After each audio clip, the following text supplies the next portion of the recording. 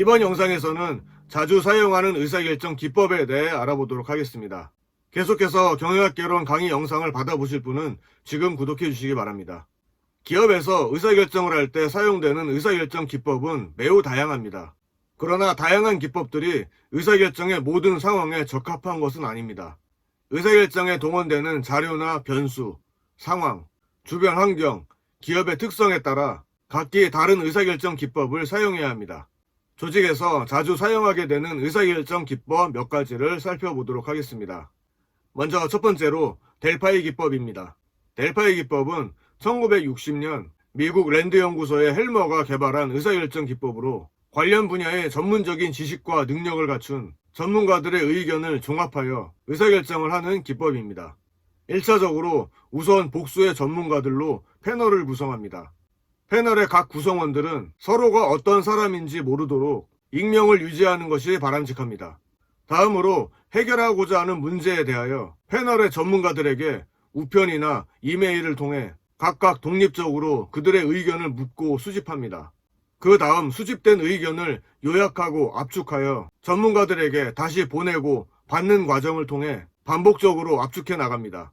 이 과정에서 각 패널은 자신을 포함한 다른 전문가들의 의견을 비교 분석하면서 자신의 의견을 수정할 수 있게 됩니다. 이 과정을 반복하면 각 전문가의 의견 차이가 감소하여 일정 결론으로 수렴하게 됩니다. 하지만 델파이 기법에는 몇 가지 단점이 있습니다. 먼저 예측에 필요한 설문지를 만드는 데 어려움이 있으며 익명으로 의견을 제시하기 때문에 무책임한 예측을 할 수 있다는 점도 간과할 수 없습니다. 가장 중요한 한계는 시간과 비용이 많이 소요된다는 점입니다.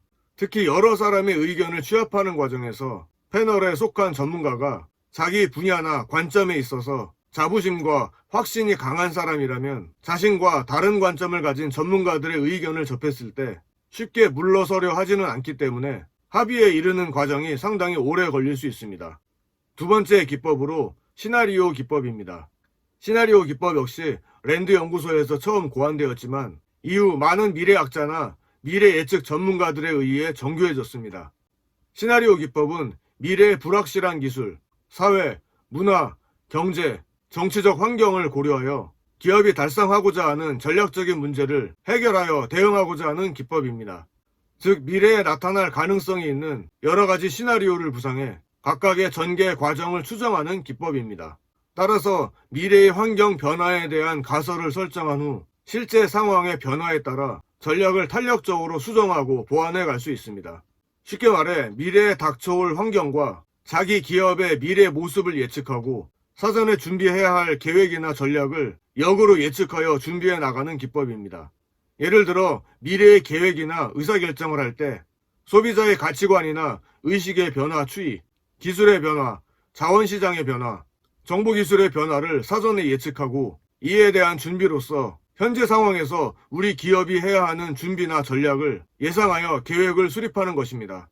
시나리오 기법은 의사결정 기법으로서의 의미도 있지만 최근에는 미래학자들이 미래를 예측하는 과정에서 주로 사용하는 기법으로 이해하시면 되겠습니다. 세 번째로 탐색적 기법입니다. 이 기법은 컴퓨터 프로그래밍에 적용된다는 점 때문에 최근 의사결정 기법으로 광범위하게 사용되고 있습니다. 즉 종전에 일정한 알고리즘 위주의 컴퓨터 프로그래밍 방법과는 달리 고도로 비정형적이고 구조화되어 있지 않은 문제들까지 해결할 수 있다는 특징이 있습니다. 네 번째로 선형계획법입니다. 조직이 계획한 목표를 달성하기 위하여 여러 가지 제한된 자원을 용도에 맞게 배분하는 문제를 해결하기 위한 방법입니다. 예를 들면 최적의 제품 생산, 광고 방법의 선택, 작업자와 기계의 할당, 투자 대상의 선택과 같이 제한된 자원을 가장 합리적으로 경영관리 활동에 배분하고자 하는 의사결정 기법입니다. 대학에서는 주로 생산관리나 OR과 같은 과목에서 배우게 됩니다. 해당 과목에서 심화학습하시기 바랍니다. 다섯 번째로 확률적 기법입니다. 기업의 의사결정은 미래 결과를 확실하게 알 수 있는 경우보다 결과를 알 수 없는 경우가 더 많이 존재합니다. 하지만 미래 사건에 대해 확실하게 예측할 수는 없더라도 사건의 발생 확률을 어느 정도 예측할 수 있는 상황은 분명히 존재합니다. 지난 영상에서 이러한 경우를 위험성 하의 의사결정이라고 정리했습니다. 이와 같이 미래 사건의 결과를 확률적으로 어느 정도 알 수 있는 위험한 상황 하에서의 의사결정에서 유용하게 활용할 수 있는 기법이 확률적 기법입니다. 쉽게 말해 예측 가능한 각각의 상황에 대한 기대가치나 가중치를 정하고 각 상황의 발생 확률을 산술적 수식으로 계산하여 어떤 대체안을 선택할 것인지를 결정하게 되는 방법입니다.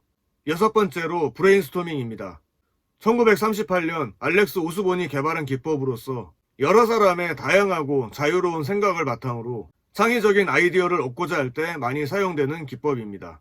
최대한 많은 양의 아이디어를 도출하는 것이 목적이기 때문에 상호 간의 의견에 대해 비판이나 평가를 하지 않아야 한다는 원칙이 있습니다. 항상 긍정적인 사고를 바탕으로 자유롭게 상대방의 생각을 격려함으로써 보다 다양하고 우수한 아이디어를 유도하는 의사결정 기법입니다. 하지만 의견을 제시하다 보면 다른 사람의 의견과 현저히 다른 의견을 제시하기 난감한 상황이 발생하기도 합니다. 또한 상사가 지지하는 의견이 있거나 상사로부터 위협을 감지하게 되면 회의에 소극적이 될 수 있습니다.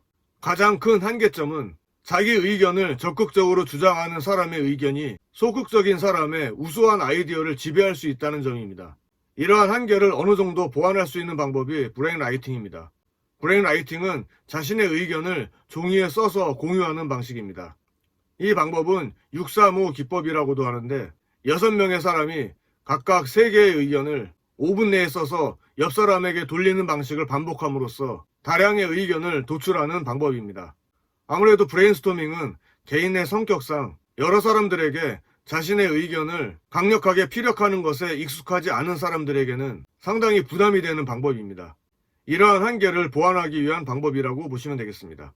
이번 영상에서는 자주 사용하는 의사결정 기법으로 델파이 기법과 시나리오 기법에 대해 알아보았고, 탐색적 기법, 선형계획법, 확률적 기법, 브레인스토밍에 대해서 간단히 정리해 보았습니다. 다음 영상에서는 올바른 의사결정을 하기 위한 여러 가지 환경 분석 기법에 대해 알아보겠습니다. 끝까지 시청해 주셔서 감사합니다. 내용이 도움되셨다면 좋아요 눌러주시고 앞으로 계속 정보를 받아보실 분은 구독해 주시기 바랍니다.